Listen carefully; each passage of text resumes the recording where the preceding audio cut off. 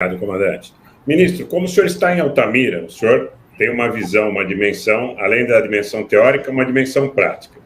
Baseado na exposição que o senhor fez, a solução do ministro Aldo Rebelo para o desenvolvimento econômico da Amazônia, no interesse do Brasil, qual seria? Combinar o desenvolvimento com a proteção do meio ambiente, com a proteção das populações indígenas, com a soberania do país. Mas, lamentavelmente, a Amazônia sofre um bloqueio. É um bloqueio. Esse bloqueio é construído com forças internacionais que atuam aqui. Eu disse certa vez que o Brasil não está na OTAN, mas a OTAN já está no Brasil, e isso não foi apenas uma força de expressão. A OTAN está aqui ideologicamente quando um homem representativo de setores progressistas como Frei Leonardo Boff defende que a Amazônia deve ser internacionalizada, deve ser destinada a uma gestão compartilhada com o mundo, que no caso da Amazônia o conceito de nação já está ultrapassado, é a casa de todo o planeta. Quando alguém com esse peso defende uma posição dessa, está defendendo uma posição da OTAN. Quando a Amazônia acolhe milhares de organizações não governamentais, financiadas com recursos imensuráveis, fortunas e mais fortunas que circulam pela Amazônia, engordando organizações não governamentais estrangeiras, dezenas que você encontra aqui em Altamira, em Santarém, em Manaus, no Vale do Javari, no Vale do Juruá, no Vale do Madeira, do Tapajós, do Xingu, do Tocantins. Eles estão por todo lado, no Madeira, no Rio Negro, em Trombetas, em todo canto essas ONGs estão espalhadas com muito dinheiro, com muitos recursos. Agora, você veja, essa semana eu visitei o Museu Paraense Emílio Gueldo.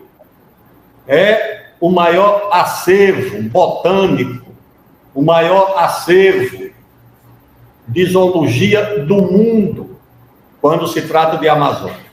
É uma instituição sesquicentenária. 2016 ou 2017 completou 150 anos.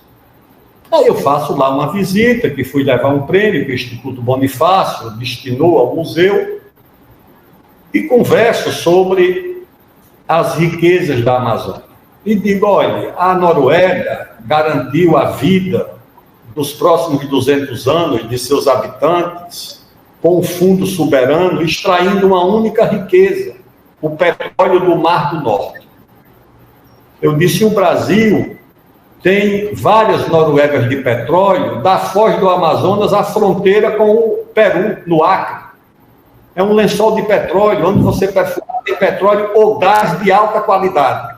Aí eu comentava que tinha sido suspensa a exploração de petróleo na foz do Amazonas para não prejudicar os corais, os arrecifes de corais existentes ali a 100 quilômetros da foz do Amazonas.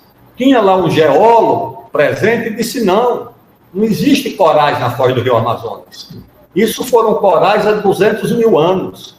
Hoje em dia, isso já são outras formações rochosas, seja o quê.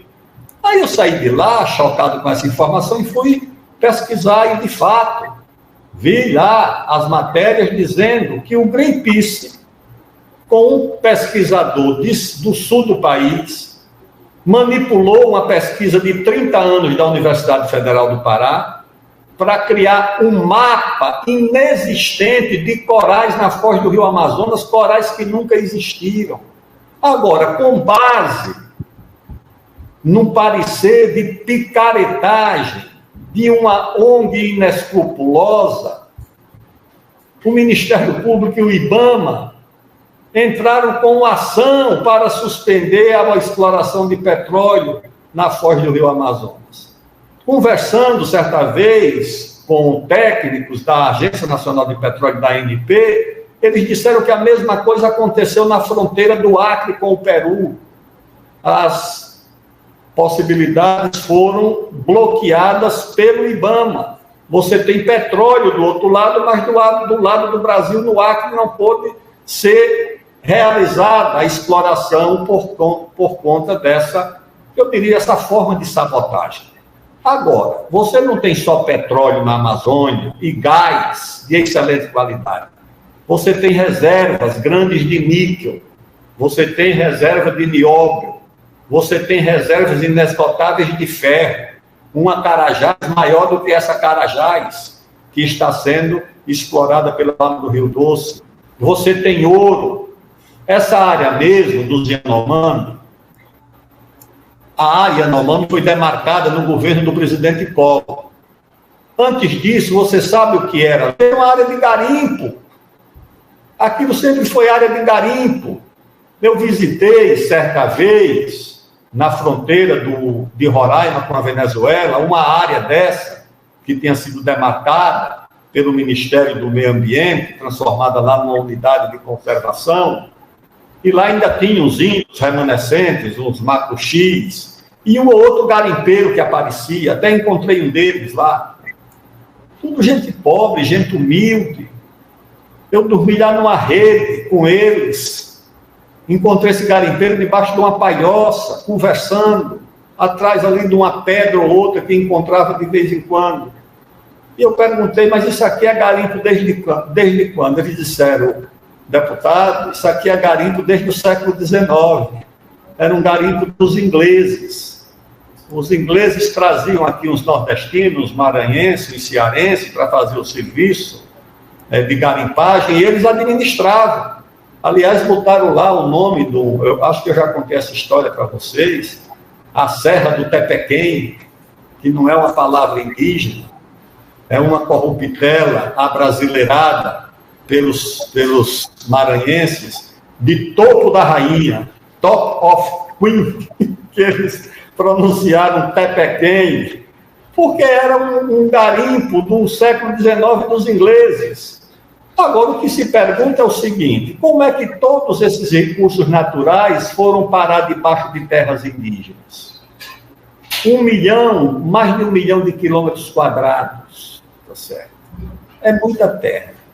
Mostrando que essa não é a solução, tanto é que isso não resolveu os problemas das populações indígenas. Pelo contrário, até hoje, apesar das áreas demarcadas, os índios têm a maior taxa de mortalidade infantil, está entre as populações indígenas.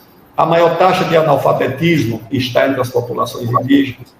A maior taxa de mortalidade por doenças infecciosas está entre a população indígena. A menor expectativa de vida de todo o Brasil é entre os indígenas, principalmente entre os Yanomami, que é uma expectativa de vida. Acho que tocou o telefone do ministro.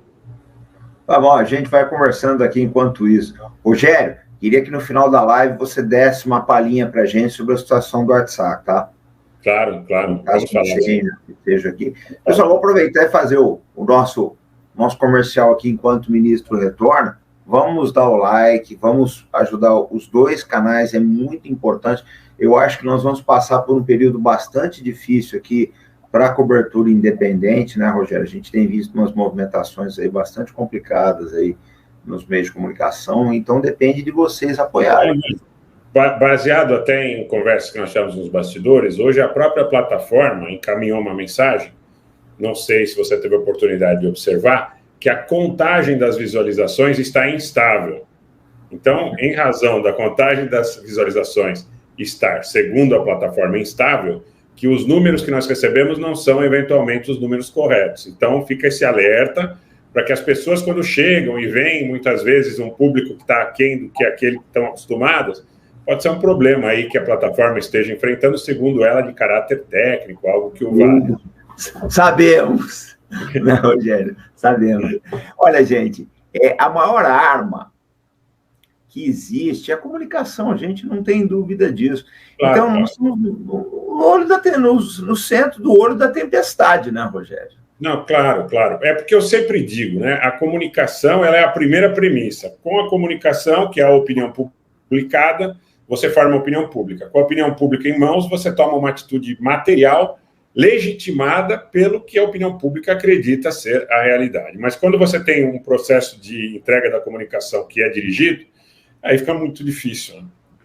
Fica muito difícil, porque a opinião pública não tem muitas vezes o contraponto. O que a gente quer, e eu tenho insistido muito nisso, na seriedade que a gente emprega ao lidar com uma determinada situação, seja ela qual for, é o direito do estabelecimento do contraponto, é a comunicação ética, é a comunicação que não abre mão da possibilidade de ouvir as versões que eventualmente sejam conflitantes, e aí a pessoa forma a sua opinião. Agora, o que não pode é ter uma opinião única, monopolista, e em razão disso, as pessoas ficam sem alternativa, então a opinião publicada torna-se opinião pública e legitima ações a posteriori. Essa é a tríade que é antiga, está consumada já há muito tempo, mas a partir do momento em que você controla as redes sociais, sob o ponto de vista de entregar uma informação de maneira privilegiada e outra ficar, de repente, ali homiziada, escondida, guardada, oculta, fica muito complicado, né? Fica muito difícil.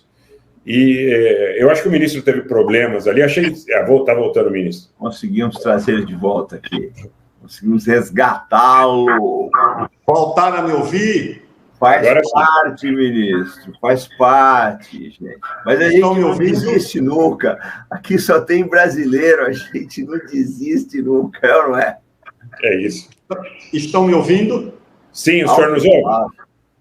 A imagem está boa, o som, tudo bem? Tudo perfeito. Excelente. Então, é o seguinte, eu não sei onde é que eu parei, porque eu estava no computador e desligou, de repente. O senhor estava falando sobre a questão aí das reservas de minério e das condições que, em algum momento, lhe pareceram atípicas, né? Na questão do Exatamente. Perguntar por que essas reservas foram parar debaixo das terras indígenas. Exato. É um mistério. As áreas que vão sendo demarcadas, todas elas estão... Tanto é que o minério está na área dos Yanomami, lá em Roraima, está na área dos Munduruku, aqui no Xingu, não no Tapajós, aqui no Baixo Tapajós, tem a área dos Mundurucus, com um conflito muito grande entre os próprios Mundurucus. A Polícia Federal esteve lá, com o IBAMA, queimou, inclusive, aldeias dos próprios Mundurucus, que se dividiram. Uma parte defende que haja a exploração do minério pelos índios, que são garimpeiros, e outros que são contra, mas é uma realidade aqui. Mas a impressão que às vezes dá aqui na Amazônia, meu prezado comandante Robson, prezado Rogério, prezados internautas, é de uma ocupação estrangeira, agora do nosso próprio país, quando os amazônidas são tratados como inimigos. Eu lembro, muito jovem, da Guerra do Vietnã, havia uma grande base aérea, a base aérea de Da Nang, era a grande base militar dos Estados Unidos, e havia uma movimentação muito grande de helicópteros, de transporte, naquela base, para levar as tropas em deslocamento pelos diversos pontos do Vietnã do Sul. Olhando essas cidades, por onde a gente anda, aqui mesmo em Altamira, o número de equipamentos militares, helicópteros, viaturas da Força Nacional, da Polícia Federal, do IBAMA, as operações contra os ribeirinhos, a queima de equipamentos. Aqui se queima de tudo, vocês viram? Aviões, helicópteros. Ora, se você tem aqui nessa cidade de Altamira, no município, alguém que adoece, vamos dizer, uma apendicite, a 1.300 quilômetros daqui, onde você tem que andar 2 quilômetros, 2 dias de barco, essa pessoa não vai conseguir receber assistência. Como é que você queima um helicóptero? Por que não doa para o sistema de saúde? um avião para o sistema de saúde, uma retroescavadeira para fazer e abrir estradas, queimar esses equipamentos como tem sido feito, isso é um ato de justiça ou de vingança? É o que tem acontecido. Certa vez, numa audiência pública, que fui lá em Novo Progresso, que aqui as comunidades recebem o nome da esperança. Essas comunidades chegaram e se formaram aqui com uma confiança, com um otimismo, pensando no futuro. Então, tudo é novo, tudo é progresso, tudo é esperança. Porque elas vieram aqui trazidas pelo governo. Foi o Estado brasileiro que trouxe essas pessoas para aqui, na ideia de que a Amazônia era uma terra sem homens, para homens sem terra, de que era preciso integrar para não entregar. E essas pessoas vieram, depois foram obrigadas a desmatar, porque se não desmatassem, não tinha o título da propriedade, não tinha crédito do Banco do Brasil, porque o gerente dizia que se você não desmatou, você não tinha com que pagar o empréstimo, você tinha que desmatar. Se desmatasse 50%, você recebia um crédito. Se desmatasse 100%, você recebia outro lote. Era assim que funcionava. E o mesmo Estado que exigiu que você desmatasse é o Estado que hoje multa por você ter desmatado. É o mesmo Estado brasileiro. É a mesma sociedade. Então, isso é uma situação aqui inaceitável. É você tratar uma sociedade como criminosos. E essa campanha contra esses garimpeiros que estão aqui há séculos, há décadas, pelo menos. Qual é o problema? Eles são os únicos brasileiros, além dos índios, que conhecem a Amazônia. Ninguém mais conhece. Por quê? Porque, como os índios, eles andam pela floresta, eles conhecem o curso dos rios, conhecem cada palmo do solo, do território. Por isso que eles chegam, sobe o rio Urariquera, lá, conhece o Cotingo, conhece todos aqueles rios de Roraima, eles conhecem. Eu acho que para esses grupos internacionais, esses brasileiros, gente humilde, nordestinos, maranhenses, piauienses, tratados como criminosos, porque estão fazendo o que sempre fizeram. Eles garimpavam nessas terras há muito tempo, tá certo? Até que elas foram demarcadas, foram proibidos e fazem isso de forma clandestina. Agora, quem sabe, por exemplo, que existe um artigo da Constituição, o 174. Esse artigo da Constituição determina, da Constituição de 1988, determina que o governo deve priorizar ou incentivar a atividade garimpeira em cooperativas ou em associação. Isso está na Constituição. Mas se não bastasse estar na Constituição, em 2006 eu era o presidente da Câmara dos Deputados, o presidente da República era o presidente Lula. E o governo do presidente Lula enviou à Câmara dos Deputados uma lei. Sabe qual era o título da lei? Estatuto do Garimpeiro. Essa lei foi aprovada em 2008.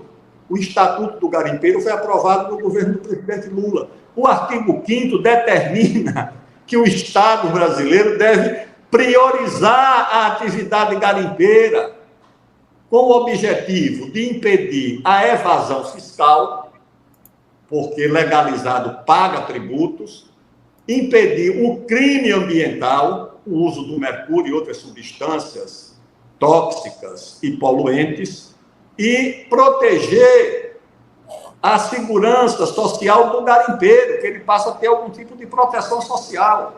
Isso está no Estatuto do Garimpeiro aprovado em 2008. Por que é que essas áreas para o garimpo nunca foram demarcadas? Por que nunca foram demarcadas? Ministro, isso teoricamente seria fora das reservas indígenas? Fora das reservas indígenas, porque nas reservas indígenas tem uma outra, outros 2 artigos da Constituição, o 176 e o 231, que autoriza a mineração em área indígena e área de fronteira com um estatuto especial, que isso aconteça mediante autorização do Congresso Nacional, mas já está autorizado pela Constituição de 88. Área de fronteira são as terras que, a partir da área divisória do país, 150 quilômetros para dentro do território, porque é área de segurança nacional. Nessa área de segurança nacional e nas áreas indígenas, a autorização para a mineração deve ser aprovada pelo Congresso Nacional. O presidente Sarney tentou regulamentar esses 2 artigos, não conseguiu. O presidente Fernando Henrique, com um projeto, inclusive, do deputado Aloysio Mercadante e do senador Romero Jucá, os 2 tentaram e não conseguiram. O presidente Lula mandou 2 projetos e também não prosperou para essa regulamentação. E no caso dos garimpeiros, as áreas, eu estou aqui em Altamira. Visitei e conversei com vários secretários, inclusive o do meio ambiente. E o do meio ambiente me contou que conseguiu a proeza de regularizar 3 pequenas áreas de garimpo dentro do município. Áreas pequenas, de 15 hectares. Essas áreas regulamentadas já deram ao município 5 milhões de receita. Sabe por quê? Porque quando o garimpo é legal, primeiro ele paga tributo, paga uma contribuição sobre a atividade mineral, que é lá um percentual, varia de 1 a 2, 2,5%. 60% dessa contribuição fica no município, 15% fica no Estado, 25% vai para a União. Os municípios mais pobres do Brasil estão na Amazônia. Se você regulamentar essa atividade, você vai reter recursos para esses municípios, porque o garimpo ilegal não paga tributo. Deve interessar a quem compra o ouro ilegal, porque se livra do tributo, paga mais barato porque é ilegal. Então é preciso regulamentar, porque você protege o meio ambiente, protege o tesouro e a receita dos municípios, do Estado, da União, e protege da segurança ambiental. Por que da segurança ambiental? Porque o garimpo ilegal, se usar mercúrio, não tem quem responda. Quando o garimpo é legalizado, se houver alguma irregularidade, algum crime ambiental, tem o CNPJ ou o CPF identificado, registrado e fiscalizado pelos órgãos ambientais. Então, é uma coisa absolutamente incompreensível que você não regularize essa atividade e não proteja milhares de brasileiros humildes. Hoje eu vi a manchete da Folha, garimpeiros pobres. Qual é o garimpeiro rico? Rico pode ser o atravessador, rico pode ser o comprador que não está lá na área do garimpo, está fora. Ali está o pobre, ali está o maranhense, ali está o pai de família. É esse que está lá. E o criminoso, fez assédio, estuprou, esse aí é criminoso. Esse aí é outro departamento que tem que se ver com a justiça.